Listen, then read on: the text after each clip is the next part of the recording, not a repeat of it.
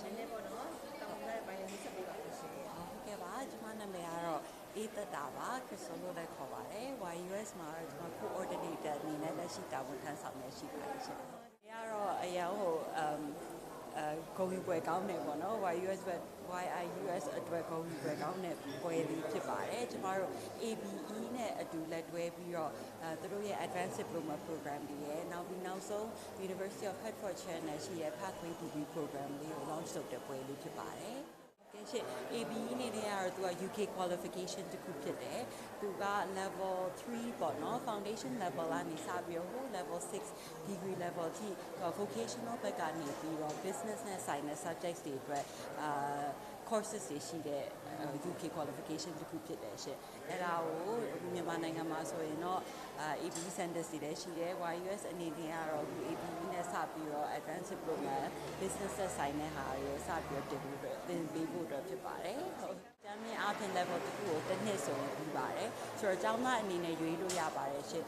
say level 4 level 5ပေါ့နော်နှစ်နှစ်ကိုမြန်မာနိုင်ငံမှာတက်သွားတယ်နောက်ဆုံး final year ကို UK မှာပွဲသွားယူခြင်းနဲ့ဆိုရင်လည်းရတယ် or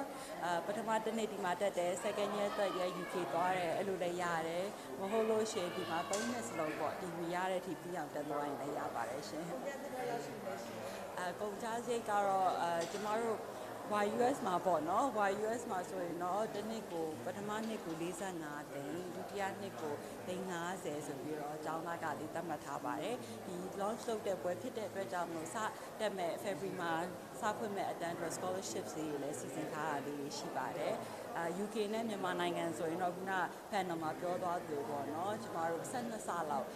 กว่าတယ်ပေါ့နော်ဆိုတော့အကြောင်းသားကနေစီးစားခြင်းနဲ့ဆိုတော့ဒါလေးတွေတော့အားသာချက်အားနည်းချက်တွေရှိပါတယ်ရှင်အကြောင်းက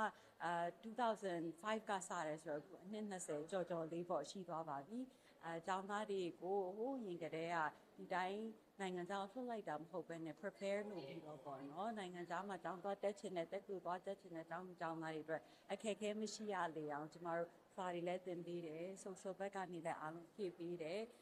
နောက်ပြီးတော့ကျောင်းလျှောက်တာတို့နေဖို့ထိုင်ဖို့ visa နဲ့ပတ်သက်တာတွေလည်းအားလုံးကူညီပြီးတော့ဆောင်ရွက်နေတာ20ကျော်ရှိပြီဆိုတော့ကျောင်းသားတွေ YUS ကနေပြီးသွားတဲ့ကျောင်းသားတွေနိုင်ငံခြားမှာလည်းရှိတယ်မြန်မာနိုင်ငံပြန်လာအလုပ်လုပ်တဲ့ကျောင်းသားတွေလည်းရှိလို့နောက်စိတ်ဝင်စားနေတယ်ပေါ့နော်ပညာကိုဆက်လက်သင်ကြားခြင်းနဲ့ကျောင်းသားတွေ quality education နောက်လိုက်နေတဲ့ကျောင်းသားတွေအတွက်လည်းဖတ်သွေးတွေအမျိုးမျိုးကျမတို့ရှိတဲ့အတွက်ကြောင့်မို့လာခဲ့ပါဆွေးနွေးကြပါတယ်အကြံဉာဏ်တွေလည်းအတူတူပေးကြပါတယ်လို့ဖိတ်ခေါ်ကြပါတယ်ရှင်ဟုတ်ကဲ့ကျေးဇူးများကြီးတင်ပါတယ်